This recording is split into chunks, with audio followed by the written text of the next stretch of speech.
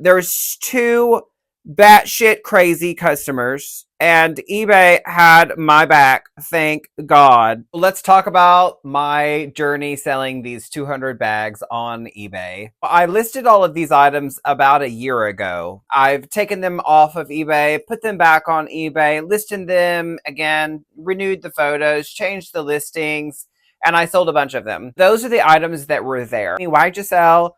I sold the items that I didn't want and didn't speak to me anymore. And I've talked about this in one other time in another segment, and I'm still getting questions, and I want to update with you this particular situation that happened. And I wanted to talk to you more about it as I've had time to think about it. I'm very glad that I did what I did. I think it was very, very smart, and did what I did throughout the past as far as, listing them, taking them off.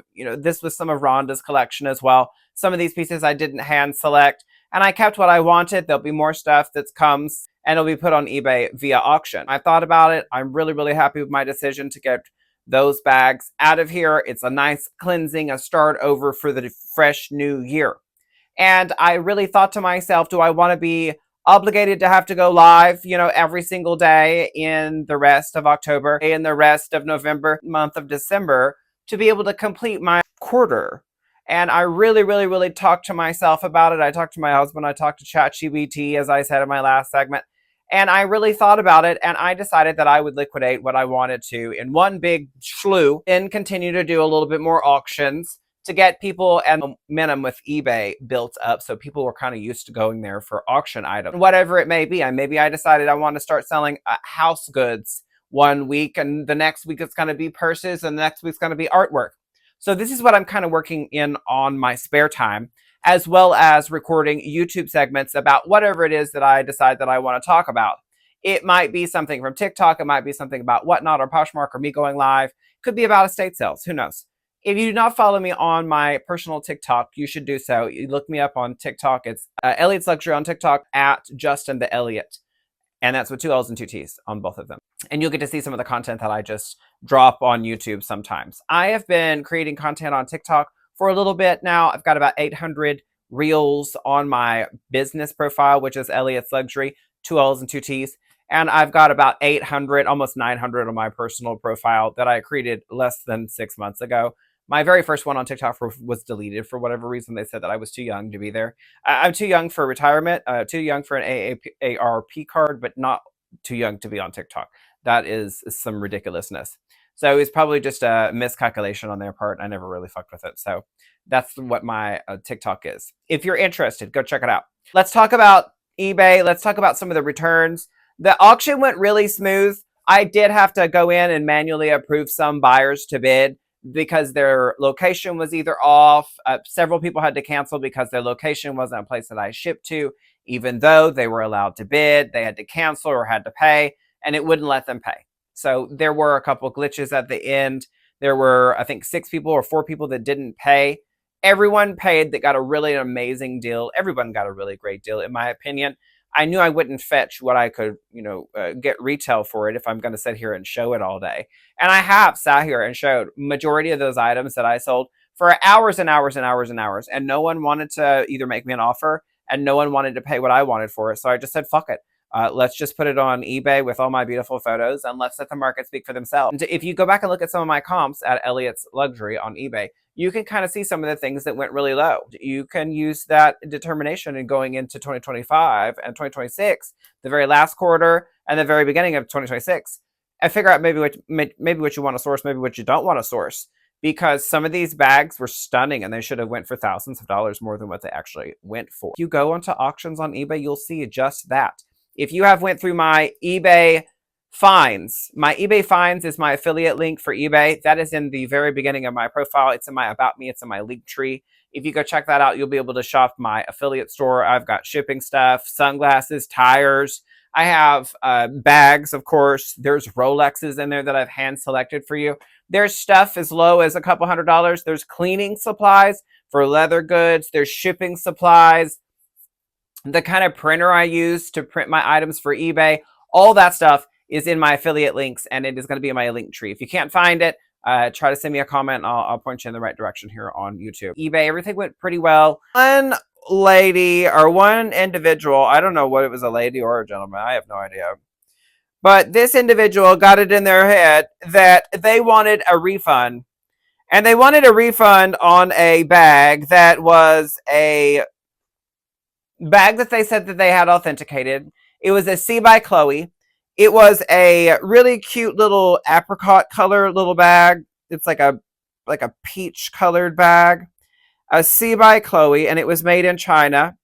And they made them in China. They made them in India. It is a C by Chloe. If you're not familiar with C by Chloe brand, C by Chloe is a lower end Chloe bag.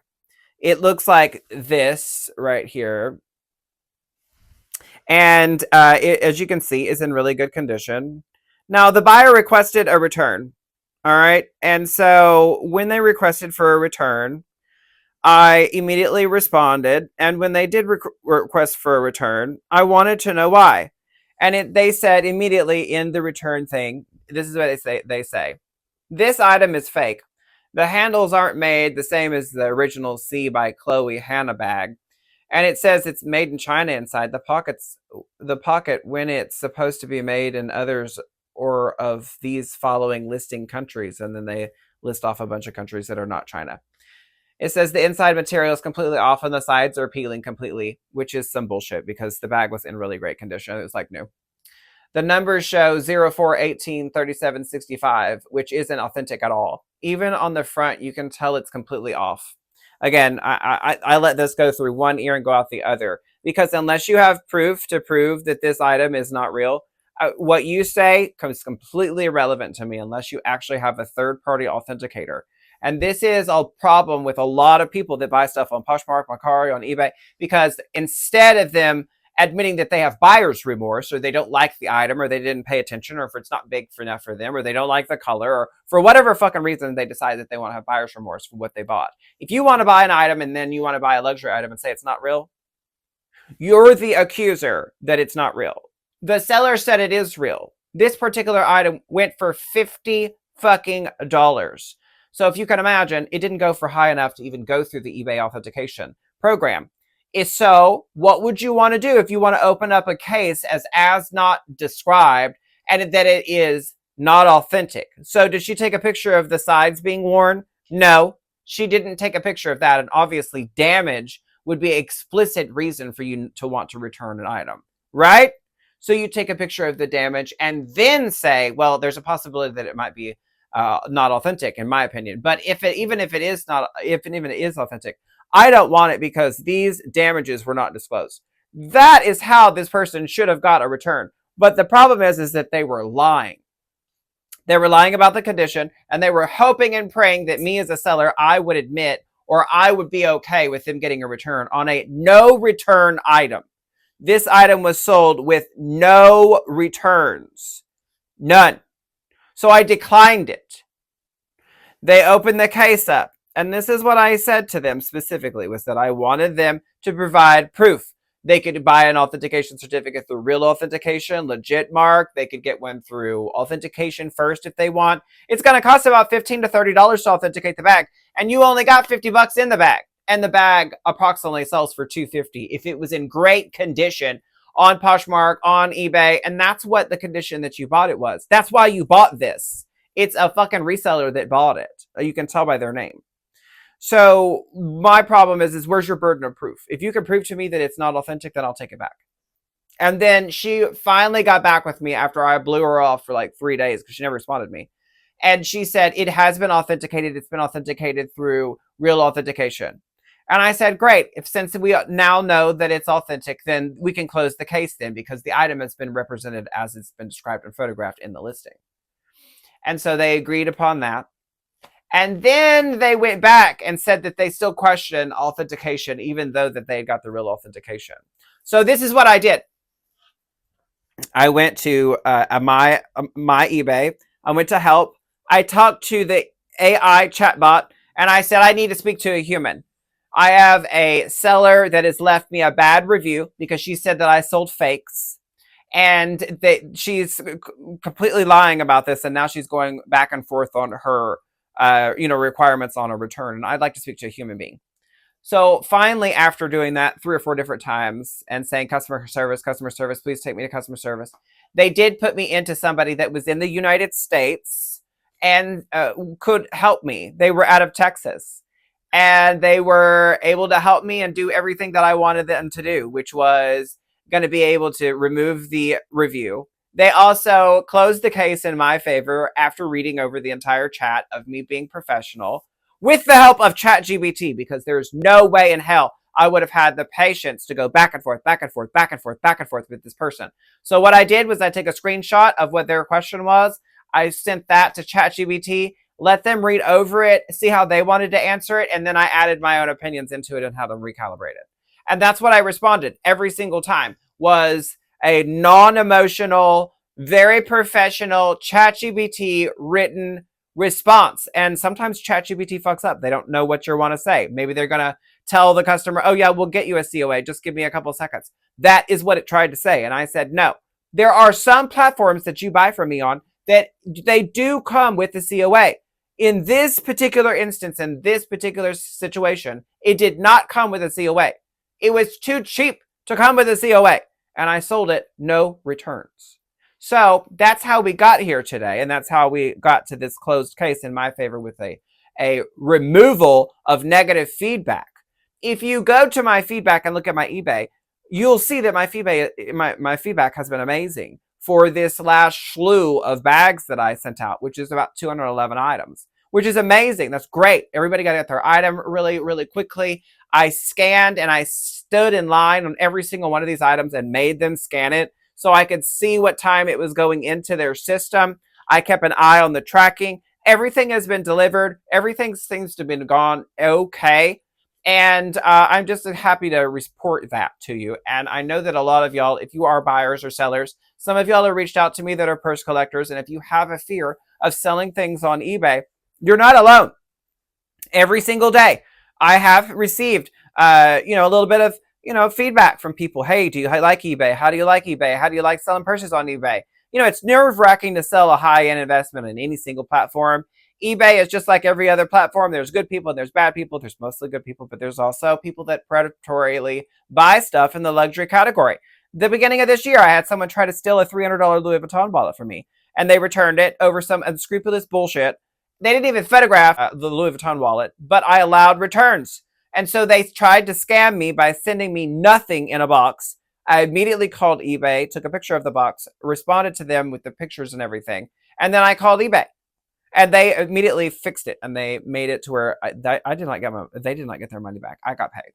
So that's two instances where I've been patient. I've noted everything. I've tried to do the best I possibly could. And there are other situations where it did not go in my favor, where I cannot talk about that right now because I am on an NDA with eBay. And there are some aspects of my eBay, journey for this year that I cannot talk about at this time. So when that time comes, I'll be able to fill you in about some losses, about some things that, aren't necessarily what we can speak about today. However, this is just a normal eBay transaction, and it's a really great way for you to be able to get an idea of what you might have to deal with customer service-wise when you sell 200 plus items. Now, I had to answer questions for 10 plus days. Then I had to answer more questions after they sold. 10 plus days. That's with 200 fucking bags. It's a lot of customers. People asking, what does it come with? Why are you using FedEx? Why are you using UPS? Why is it not tracking yet? And then once things did get tracking, I had people say, hey, look, this item didn't show up at my door. It says it's scanned. It didn't get scanned. I don't know how to get this item. I'm in another country. What do I need to do? How do I pick this item up? I had people speaking to me in many different languages that I had to use ChatGPT to transcribe and respond back to them in their natural language.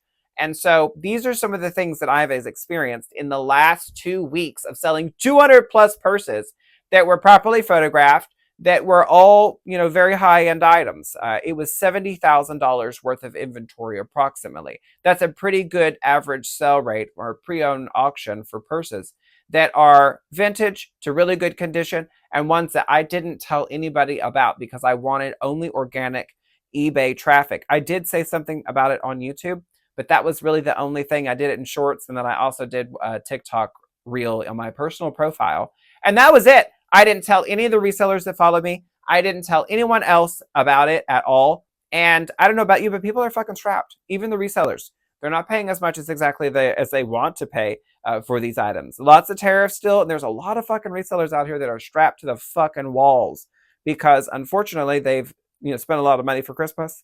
And I don't know about you, but the Christmas rush,